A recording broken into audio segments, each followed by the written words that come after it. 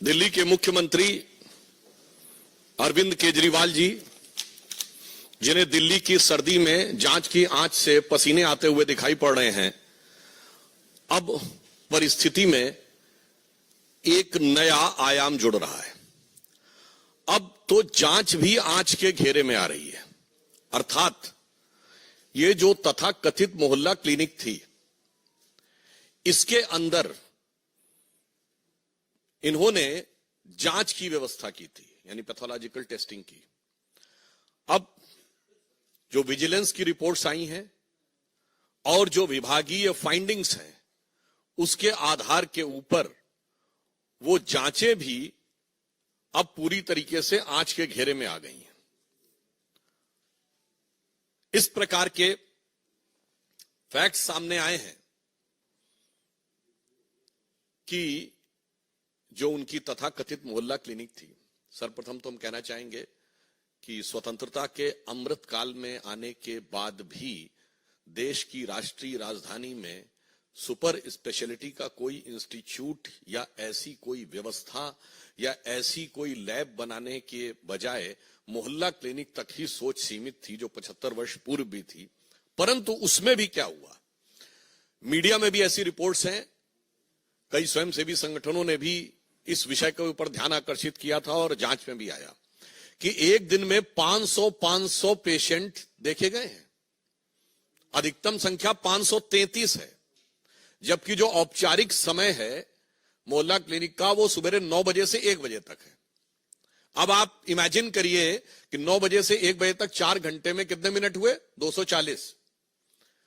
और अगर 240 मिनट में किसी ने 533 पेशेंट देख लिए, इसका मतलब आधे मिनट में एक पेशेंट देख लिया, जिसमें एक पेशेंट का आना जाना, डॉक्टर का उसकी बात सुनना, असेसमेंट करना, जांच का पर्चा लिखना। महोदय, मैं कहना चाहता हूं कि जब त्योहारों के दिनों में बड़ी भीड़ होती है ना, तो आप जाते तो मंदिर में बड़ी भीड़ होती है, इतने सेकंड्स में तो व्यक्ति उस धक्का मुक्की में दर्शन भी नहीं कर पाता है, जितने में आपके डॉक्टर ने उसके दर्शन करके रोग को समझकर रोग का निदान समाधान सब लिख दिया। यह है ईमानदारी का नया किरदार। और टेक्निकली मैं पूछना चाहता हूं, यह वो सरकार है ना जिसने कहा था कि हम सीसीटीवी का पूरा जाल बिछा देंगे दिल्ली में? तो मोहल्ला क्लिनिक्स में सीसीटीवी है कि नहीं?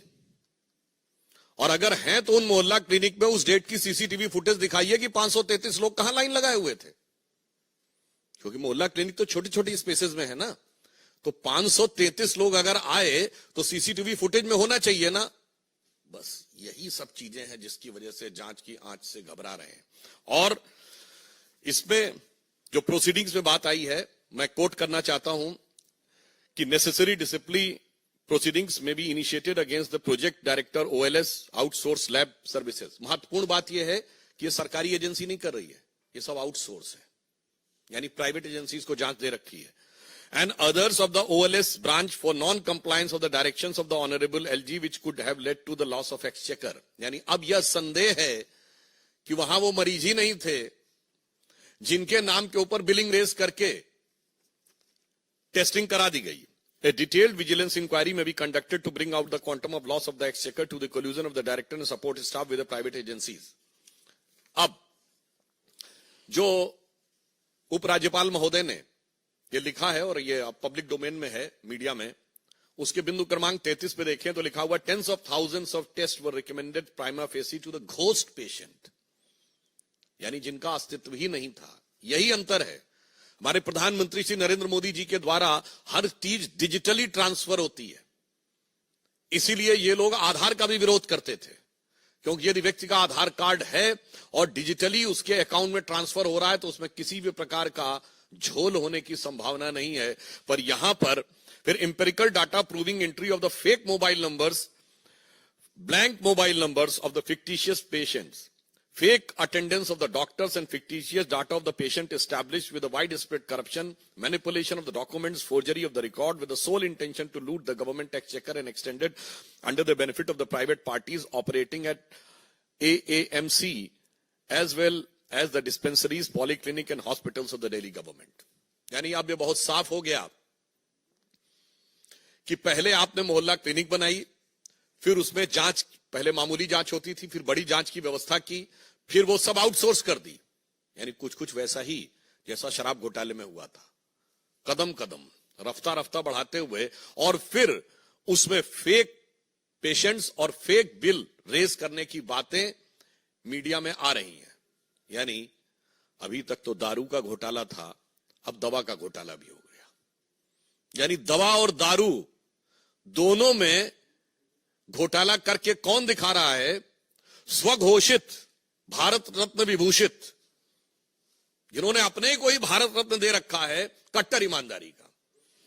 तो मैं कह सकता हूं कि विपश्यना के ध्यान से लेकर और चुनाव प्रचार तक की समस्त नाटकीयता के मध्य कट्टर ईमानदारी का यह किरदार पूरी तरीके से तार तार हो गया है। अब हम यह भी कहना चाहते हैं कि आज वो कहने का प्रयास कर रहे हैं, अभी उन्होंने प्रेस कॉन्फ्रेंस में कहा कि वो सीबीआई से सवाल पूछ रहे हैं। साहब, बवाली अब सवाली बन गए, जिन्होंने राजनीति की शुरुआत ही, अब ये मैं बवाली शब्द ऐसे नहीं कह रहा हूं, ये बताइए, आप सबने देखा था ना कि सीढ़ी लगाकर तार काट रहे थे, ये नेता का किरदार है। 26 जनवरी के दिन धरना कर रहे थे, ये जिम्मेदार राजनीतिक व्यक्तित्व का किरदार है। इसलिए मैंने कहा, और याद करिए 2014 के समय भारतीय जनता पार्टी के कार्यालय के ऊपर आके पथराव किया था, जिसमें इनकी सर्वोच्च समिति के सदस्य थे, जैसे हमारे यहां पार्लियामेंट्री बोर्ड है। इसलिए मैंने कहा अब बवाली अब सवाली बन गए हैं, और सवाल किससे पूछ रहे हैं? जांच एजेंसी से। मतलब इसे शब्दशः ना लिया जाए, वैसे तो सारी जनता उस भाव को समझती है। हिंदी में एक कहावत होती ना कि उल्टा चोर कोतवाल को डांटे। आज उसी किरदार को वो दिखाने का प्रयास कर रहे हैं। और जहां तक टेक्निकलिटी की बात है, तो अगर उनको लगता है कि कोई टेक्निकल इश्यू है तो वो न्यायालय से जाकर समाधान प्राप्त कर सकते थे, मगर यहां टेक्निकल नहीं, मॉरल इश्यू है। यहां न्यायिक विषय नहीं है, यहां नैतिक विषय है। और केजरीवाल जी का वहां जाने से बचना यह स्वतः प्रमाणित करता है कि उनको यह पता है कि वो इस जांच की आंच से बच नहीं सकते, क्योंकि के अरविंदन ने बाकायदा बयान दिया हुआ है अप्रूवर बनके कि उनकी उपस्थिति में इतने प्रतिशत से इतने प्रतिशत बढ़ाकर शराब घोटाले में कमीशन की बात हुई और उसके इस प्रकार के वितरण की बात हुई।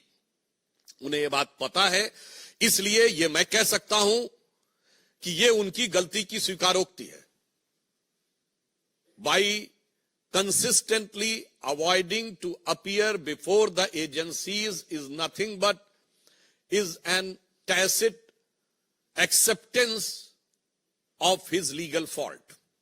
जांच एजेंसी के सामने अनेक बहाने बनाकर अनुपस्थिति रखना प्रकारांतर से उनकी अपनी गलती या भ्रष्टाचार की स्वीकारोक्ति है।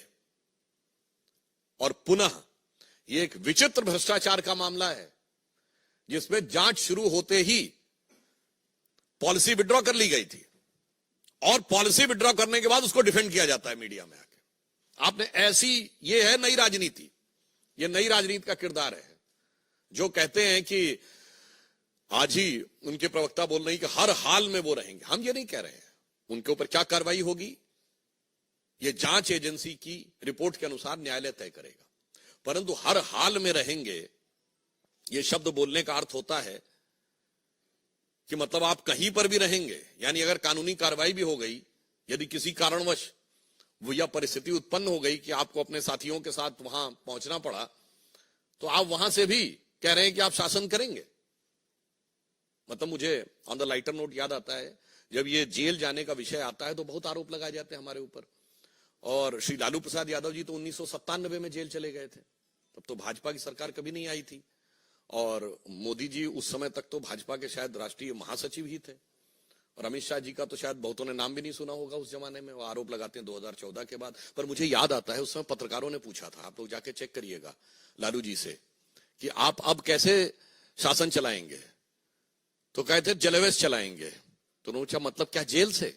उन्होंने कहा नहीं मतलब, उनके साथियों ने कहा मतलब वो कह रहे हैं जलवे से ही जैसे चल रहा था वैसे ही चलता रहेगा। मगर आज तो लग रहा है जो आम आदमी पार्टी के नए किरदार में तो ये वाकई कह रहे हैं हम जलवे से चलाएंगे। इसलिए मैं सिर्फ ये कहना चाहता हूं कि अरविंद केजरीवाल जी को इस जांच, दवा की जांच, मोहल्ला क्लिनिक के घोटाले के ऊपर जवाब देना चाहिए। और मैं समझ सकता हूं कि आप एजेंसी के पास जाने से इसलिए डर रहे हैं कि तेरी उल्फत में हूं बैठा इतने राज छुपाए कि अगर नजर मिले तो कदम डगमगाए। तो उन्हें पता है कि जैसे ही सवालों से नजर मिलेगी तो कदम डगमगा जाएंगे। परंतु एक बात बहुत स्पष्ट हो गई है कि भारत की व्यवस्था, न्याय व्यवस्था और मतलब नैतिक, राजनैतिक और संवैधानिक तीनों पक्षों के ऊपर नई राजनीति का किरदार तार तार हो गया है। धन्यवाद।